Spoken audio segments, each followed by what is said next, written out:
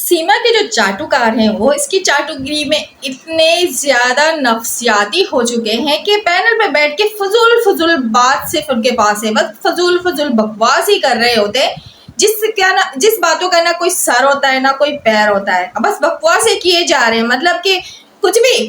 अस्सलाम वालेकुम, hello everyone, welcome back to Shabnam talk walk के साथ। उम्मीद करती हूँ कि आप सब बिल्कुल खैरियत से होंगे और अल्हम्दुलिल्लाह मैं भी बिल्कुल ठीक ठाक हूँ जी। बात करेंगे अभी उन चाटुकारों की जो पैनल से जाकर बैठ जाते हैं और सीमा के केस के बारे में इतनी फजूलियात बोलते हैं, मतलब कि केस के बारे में इनको इतनी नॉलेज भी नहीं है, मतलब इतनी जहलों वाली बात करते हैं कि हमारा जो है ना हासा नहीं रुकता है।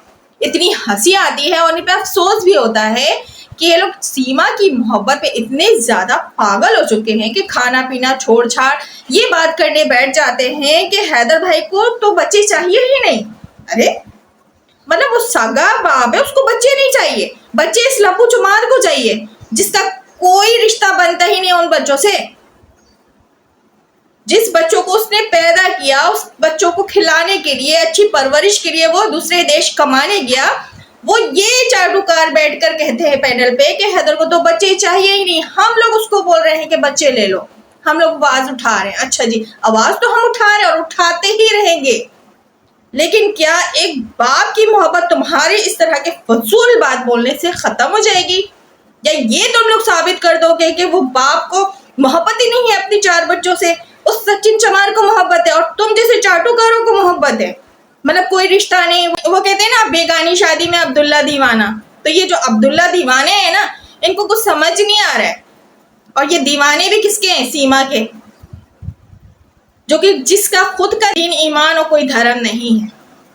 ये हमें समझाते हैं और हैदर भाई के बारे में फजूल अल्फाज बोलते हैं पैनल पे बैठ के कि हैदर भाई को तो बच्चों से मोहब्बत ही नहीं है। मोहब्बत तो इन जैसों को है, बड़ी मोहब्बत है उन बच्चों से, बड़ी मोहब्बत है इन चाटुकारों को सीमा से, जो फजूल बोल रहे, केस के हवाले से बोल रहे हमने ऐसा करवा के रखा है। अरे भाई करवाओ, तुम अपने तरीके से करवाओ, मम्मी सर अपने तरीके से कर रहे हैं, देखते हैं सच की जीत होती है, तुम जैसे झूठ की जीत होती है, झूठे लोगों की जीत होती है, तुम जैसे चाटुकारों की जीत होती है।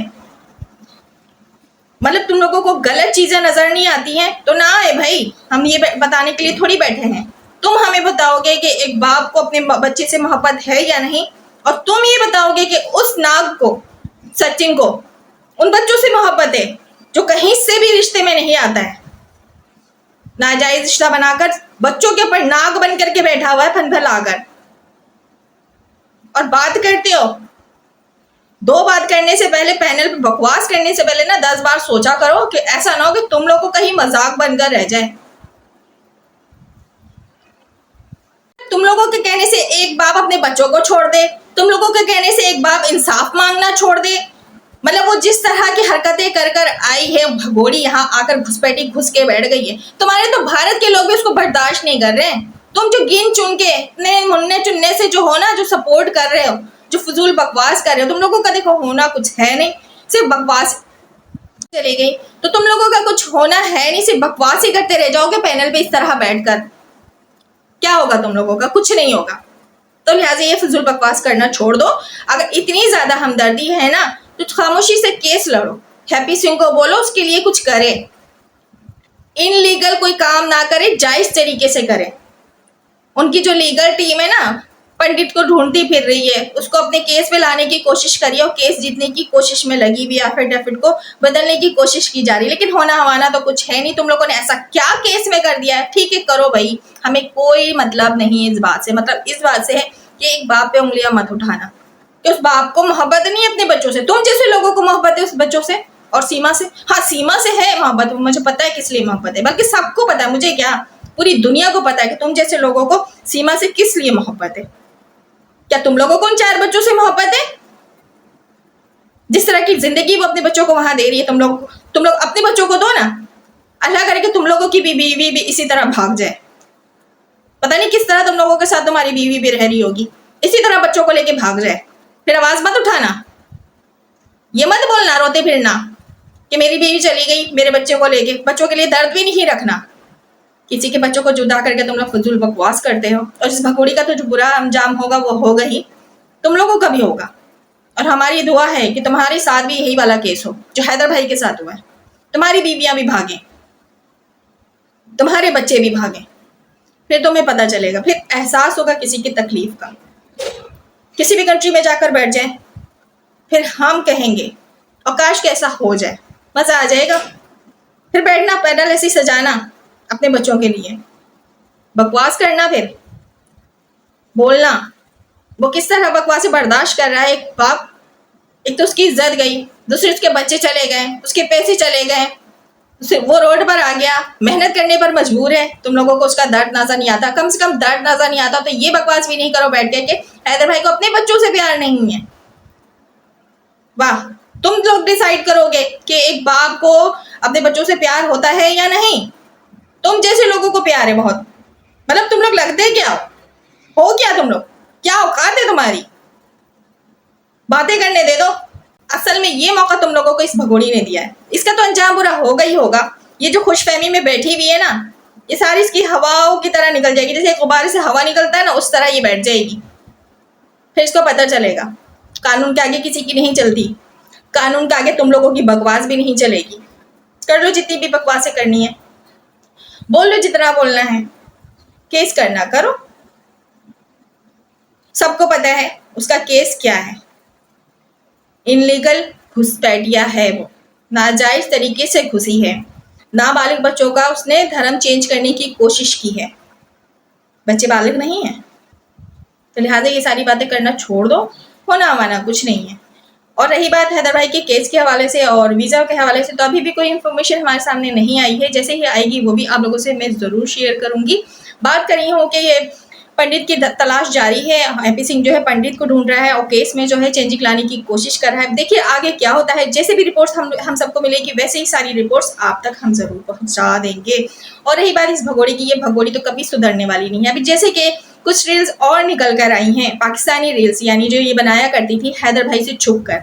अब उस रील्स में आप देख सकते हैं कितने ज्यादा इस पर जुल्म किया जाता था, कितनी ज्यादा इसको कैद में रखा जाता था। अगर कैद में रखे जाने वाले लोगों का ये हाल होता है तो फिर आजाद लोगों का क्या हाल होता होगा। मतलब आप लोगों को उस वीडियो को देखकर लग रहा है कि इसे कैद रखा जाता था या फिर इसके पास पैसे नहीं होते थे खाने के लिए। आप इसकी ठुमके चेक करें, इसकी खुशी चेक करें, आप इसकी ड्रेसिंग चेक करें।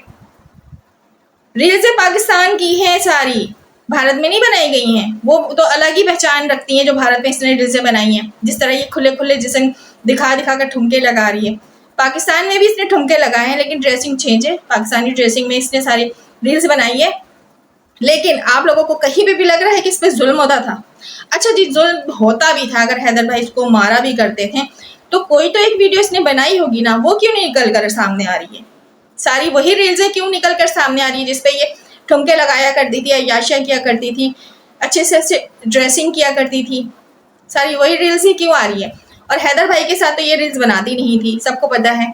ये छुपकर रील्स बनाती थी, प्राइवेट करके रखती थी। सो हैदर भाई को पास ये सारी रील्स नहीं थी और हैदर भाई को तो बिल्कुल भी पता नहीं था कि ये रीलें बनाया करती है इस तरह। ये तो अब निकल कर सामने आ रही हैं। तो बात ये है कि गलत जो गलत ही होता है, जितना भी ये झूठ बोल ले, जितना भी ये समझाने की कोशिश कर ले कि पाकिस्तान में बहुत जुल्म होते थे, हैदर इस पे बहुत जुल्म किया करता था, लेकिन कहीं से भी ये साबित नहीं कर सकी है। सिर्फ इसने जुबान से बोला है और हम लोग तो यहाँ पे सबूत लाकर रखते हैं कि ये किस तरह खुश थी। कभी इसने किसी भी बात का सबूत नहीं दिया कि ये चीज वहां होती थी, ये रहा सबूत, ऐसे में रहती थी, ये रहा सबूत, इतना जुल्म होता था, ये रहा सबूत, खाना नहीं मिलता था इसको, इसके बच्चों को, ये रहा सबूत। कभी नहीं इसने दिया, सिर्फ इसने जुबान से बोला। देखो जुबान से तो कोई भी झूठ सच कर लेता है, बहुत आसान होता है। यहाँ पे सबूत पे बात होती है, जुबान पे नहीं। आप अगर इमोशनल ब्लैकमेल करना चाहती हो तो वही लोग इमोशनल होंगे और तेरी चाटुगिरी में लगेंगे जो तुझसे मतलब रखते हैं। हमें तुझसे कोई मतलब नहीं है। और रही बात ना, हैदर भाई को अपने बच्चों से बहुत प्यार है, मोहब्बत है। वो कुछ भी करके उनका इंटरव्यू सुना होगा तुम लोगों ने, अपने बच्चों को हासिल करके रहेंगे। रही बात उस भगोड़े की, तो भगोड़े की तो डिमांड हम करते ही नहीं है, ना ही हैदर भाई करते हैं। तो अब तुम लोग बच्चों पे बात करना शुरू कर दियो। बच्चे से तो हैदर भाई को प्यार है ही नहीं, मोहब्बत है ही नहीं, अब इस पे आवाज उठाने लगे। मतलब बहुत अच्छा गेम खेलते हो तुम लोगों ने। ये बात करना शुरू कर दिए कि हैदर भाई को बच्चों से मोहब्बत नहीं, क्योंकि तुम लोगों को लगा पता गया ना कि अब हैदर भाई आने वाले हैं भारत और बच्चे उनको मिल जाएंगे। तो अब नया केस और नई कंट्रोवर्सी क्रिएट करने की कोशिश कर रहे हो। होगा कुछ भी नहीं, वही होगा जो अदालत फैसला करेगी, जो कोर्ट फैसला करेगी। हम भी कोर्ट के फैसले का एहतराम करेंगे, देखते हैं कि आगे क्या होता है। लिहाजा फजूल बकवास और कंट्रोवर्सी क्रिएट करने की कोशिश मत करो। वो सगा बाप है, उसे नहीं होगी अपने बच्चों से मोहब्बत, तो तुम जैसे लोगों को होगी, तुम जैसे टर्की लोगों को होगी। तो सीमा की चाहत में फजूल बकवासें करने बैठ जाते हो पैनल पर आकर। जाओ भाई, उसको चाटो, उसको खाओ, उसके साथ दिन रात गुजारो। हमें कोई भी लेना देना नहीं, कोई मतलब नहीं। हमें पता है अच्छे से कि वो क्या कर रही है दिन रात।